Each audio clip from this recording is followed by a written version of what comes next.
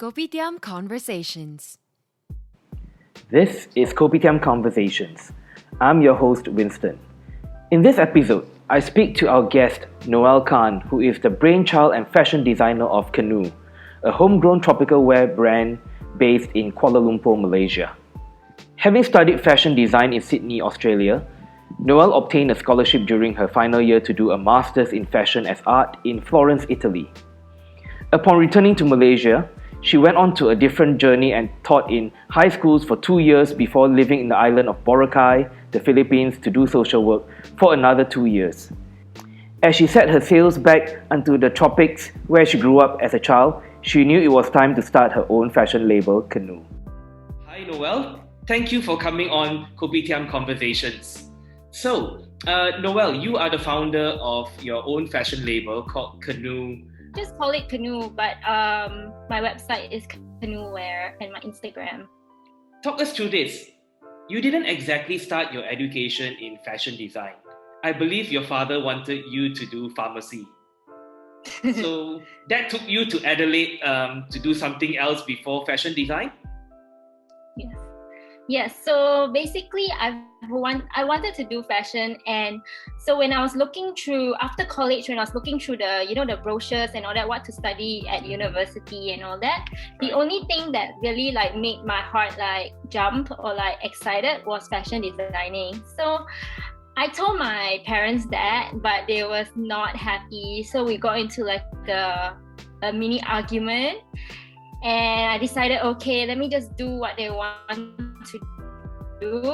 I wanted me to do something safer, perhaps. And I was good in biology back in school. So, okay, pharmacy, Right. So I went to Adelaide and did that. But I was still really persistent about fashion. So I bought a sewing machine and I still try to learn to pattern make and sew myself. And my dad, I guess he saw my persistence. And so there was once in the middle of semester of the first year when I was in the University of Adelaide studying Bachelor of Arts and Science, my dad was like, okay, you can go and do what you want. So I guess that's when I straight away took the lead to sign up into a fashion school. Now, just a little bit of origin story. How old were you when you realized you had the passion in fashion? Excuse the pun. So what sparked that interest?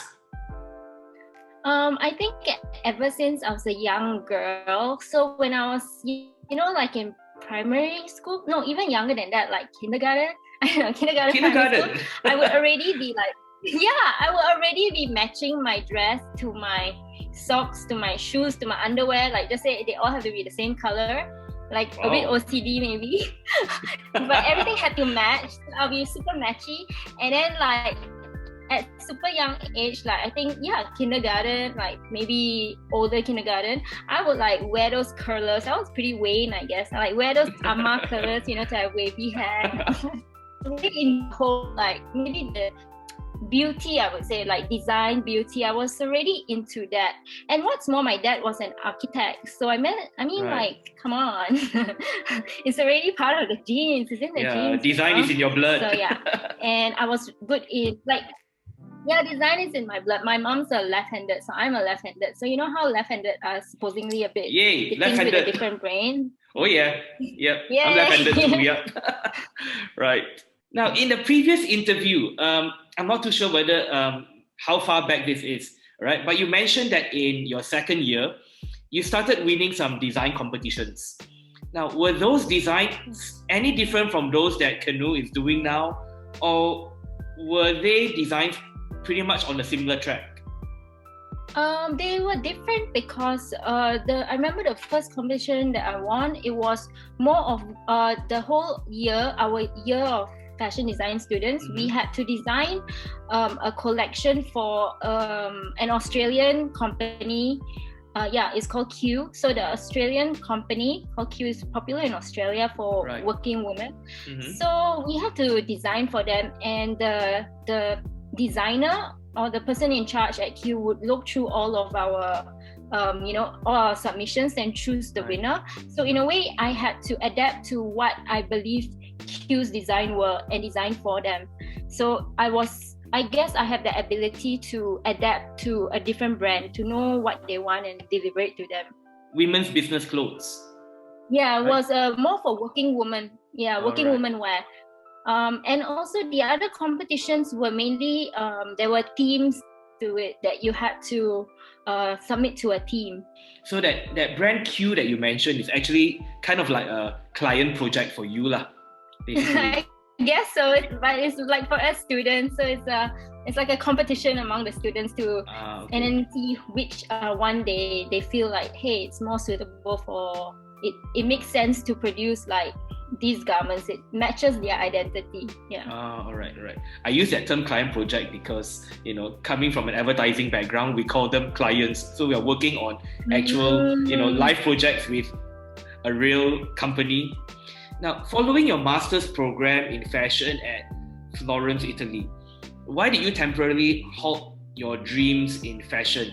I mean, you had like 2 years teaching in high schools and another 2 years doing social work at Boracay, the Philippines. So why not a stint immediately at a local or international fashion label?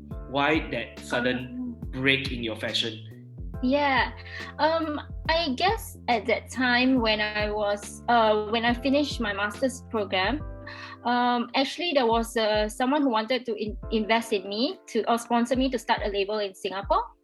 But I was working on it, so I tried. Like I was like, wow, this is a good opportunity. Let me work on it. But when I worked on it, I just felt like I wasn't ready, and part of me felt like I wanted to do something. At that time, my mindset was really different.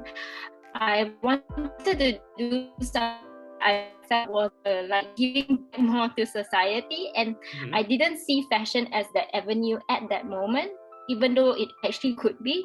But I want to do something to do with helping those that needed more help, So that's why I was thinking I wanted to go straight into do mission work, but the opportunity actually popped up for me to teach in a high school. Right. So I thought, hey, this is a good start, let me try this out. I was teaching art. You were teaching art, okay. Yeah. I mean, okay, this is a really fun, this is a story lah actually. So what happened was that year when I got back from Italy and I was working on that project to start a label, and I decided and then what happened was that, okay, I wanted to do mission work, so I just prayed. I was like, okay, God, provide something for me by the end of the year. If not, the following year I'll go and look for myself. I look for something to do. I'll apply for somewhere. I'll just cari lah. All right. So what happened was, for New Year's Eve, a friend called me to see fireworks. Okay. And it was actually at where his auntie worked, which was a school. So about 15 minutes before New Year's, the auntie was like, hey, I heard you wanted to teach kids. Our art teacher just left to get married. Why don't you teach in our school? Then it's like, as though it's like, ta-da! Okay, maybe this is a prayer answer. If I get it, I'll take it as so. So yeah, that's the story behind behind it. Okay. Wow, a guy invited you on New Year's Eve to watch fireworks. Hey, no, wait, sorry. A guy who is my friend, who has a girlfriend, and I'm friends with his girlfriend. Sorry, we are friends. But yeah, it's my guy friend. Now, so you went to Boracay after that. And while doing social work, I guess you had a very good experience there, based on earlier reports that I read about you. Now, but you encountered some health concerns while at Boracay. What actually happened to you resulting from the pollution and the allergies to the mold that you encountered? What actually happened to you that, suddenly you decided that, okay, I have to come home? So that year I was like almost coughing nonstop. It's as though it couldn't be cured like the whole year. So it really affected my lungs and all that. So when I came back to Malaysia also, it was like, how to say, my heart was palpitating. All right. Like it was really palpitating. It's like, what's wrong with me, And then like just say I went out with some friends and eat ice cream. Then when I take out the ice cream, got blood. Oh, that means wow. my skin was very weak or something, that the sensitivity to the coldness also can cause me to bleed. So in a way, my body became really weak from that whole year of the dealing with the environment lah. So my body became sick, really, not well. That's why I decided I had to come back and heal. Get my body back to condition, to good shape, and then I wasn't sure what to do in my life at that moment coming back now. Okay. When I was back. So these moles are airborne, is it? That's why you encountered all this? I think, I don't know why, but as though my lungs is very sensitive to just say cigarette smoke, pollution, dust, and even moles, I think can really cause some health complications. So I think the combination of everything just got a toll on my lungs. The lungs also affected other areas after that. Right. You would think that Boracay is a seaside resort and you will have, ample fresh air and all, but these things still happen, right? Yeah, apparently. that's true. On to questions that are, probably a little bit more fun. Okay, so you started KANOE with a capital of 5,000 ringgit back in 2016, which of course you and I know in today's standard is not really a lot. It's a decent startup capital, but it's not a lot. You had fabrics and materials to purchase. What would you say would be the most significant or the most important purchase you made in setting up the brand? That one thing that is the most important purchase. It could be a scissors, it could be probably not a sewing machine because the sewing machine came a lot earlier already. Or it could be, I think it's my tailor. Having my tailor. Yeah, that one tailor. It was it was his part-time job only when he's working with me. So he was just sewing little bit of clothes. Then after that, I think after 6 months or don't know what, then become full-time already lah. All right. Yeah. So in the beginning, your human resource. He was a mechanic. He was a mechanic. Oh, a mechanic that can sew. Yeah. That's an interesting combination. You have someone who is skilled in both, being able to use the sewing machine and also being able to fix cars. That is excellent. I think a lot of people would love to be in this position to be able to be so technical. That's true. He's great. He was amazing. Now, a lot of your designs, I believe, are inspired by a combination of your time in Malaysia, in Australia, in Italy, and of course the Philippines. Now, what inspired your decision to go boho ethnic and make batik motifs as the basis of your designs? I guess I've always liked art and design that is handicraft and speaks of history and culture. So I guess that's why when I look at fabrics and all that, I am attracted to these kind of textiles. So from there, the attraction to these cultures, this art and history, and wanting to bring it back into the modern context and introduce it to the modern girl, the current girl. That is what made me moved in that direction. I noticed in your introduction of your brand, you always use the term, she is the child of the tropics. So explain that a little bit more. Why did you go into something that is so poetry in motion to begin your brand like that? Child of the tropics, because I believe that I am a child of the tropics, and every girl in Malaysia is the child of the tropics, and they should embrace it. Growing up, I always felt that I should look at the West to and I want something from the West, how they dress, how they look, and all that. But then I've come to see that, hey, we have our own beauty. We have something unique and special. We should embrace who we are. So that's why it starts from knowing that we are the child of the tropics. Okay. So it's autobiographical in that way.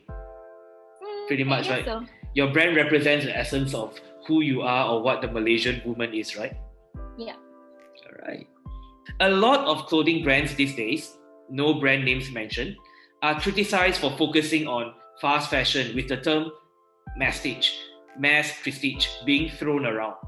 Now, criticisms often include wastage and pollution, poor quality but trendy clothes that last a season, and of course, disposable the next season, and of course, inhumane working conditions brought about by low labor costs, partly as the result of globalization.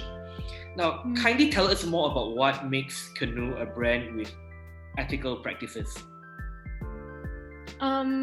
What makes us, I would say, different is that we make sure that each part of the process, that the people we are involved with and the people we are working with is happy with the exchange. How to say, it's like everyone is happy in the exchange. In the end, business is all about transaction and fair trading. So I think first of all, with other human beings, it is this happy exchange. And then with the environment, we use natural fibers such as cotton. So I believe cotton is very good on the skin and long lasting, as well as it is biodegradable. So this is why I usually use natural fibers. Secondly is that it's zero waste, in the sense that with the fabrics that I use, I always make sure I optimize each all the materials. I don't want to throw away anything. My previous intern called me Super Saver Noelle because I don't like to throw away anything. So so in a way, I guess it's also part of who I am. I hate wastage. So it flows into how I do my business lah. Yeah. So I guess these are certain things that I look at, and also financial sustainability. As much as you want to be sustainable in the product, you have to be sustainable financially to make sure the whole ecosystem works. So I think you have to look into every area to make sure that the whole thing is working well together lah. All right. To grow healthy. Yeah. Okay, so you mentioned about zero material wastage and all that. So all the odds and ends of the fabric and all, you would do it up like some patchwork and come up with something interesting and something new, right? Yes. In some sense, we will make sure like the small fabrics. I even sometimes sell them on my website, so customers can buy the small remnants. They can make crafts if they want, but at least it doesn't go to waste. Alrighty. Obviously, right now we are still in MCO, still in the movement control order. Now, I understand that bazaars and pop-up events are a big part of the KANOE brand. I mean, you make a lot of appearances in pop-up events and bazaars. Now, other than having an online presence in your website, what were some of the measures you had to take to adapt your brand, given the lack of opportunity this time, especially for face-to-face customer engagement? I would say Instagram is the best way to have a connection with the customers, because who isn't on Instagram? Almost everyone use it to connect with their friends, so and to stay up to date with what's happening around, even news, you get it from foodie.kl. So right. I think Instagram is a great way where I actually keep in touch with my customers, and I guess we grow we get to DM, they DM me, and we get to have little conversations and this and that. Yeah. So do you have a mailing list of all your customers whereby you contact them every now and then, email marketing? Yes, so we do have a newsletter. So when I feel that it's important to write a newsletter, I will go write one. And you have to do it yourself. You don't have a digital marketer doing that for you or helping you out on that? Well, I like to be personal with them, my customers. So excellent. I like to write them. I like to write it to them. Yeah. Very, very great for customer engagement, where you are actually in the heat of actually the exchange as well, which is I think is excellent. All right. With so much time at home because of the MCO, right? I mean, tell us or even tease our listeners on what you are working at right now. What I'm working at right now? It's a secret. But for now, it's a secret. But for now, I'm launching items that the girls can enjoy as they are at home. and as well as carry on when and they can wear it in the future when they're out, but focus on what they can actually wear right now. Yeah. Okay. Okay, being a guy, I have to ask for male representation. Any male products coming soon from KANOE? It's on the way. It's on the Stay way. tuned. Stay tuned. Stay tuned, guys. It's coming. Okay, where can we get information about this?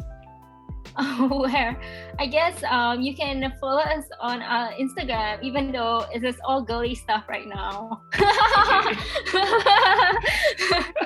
This is your platform. Tell the listeners what your URL is. Okay, so my web store is www.kanoewear, WEARKANOEWEAR.com, and my Instagram is kanoewear. Yeah. Right, excellent.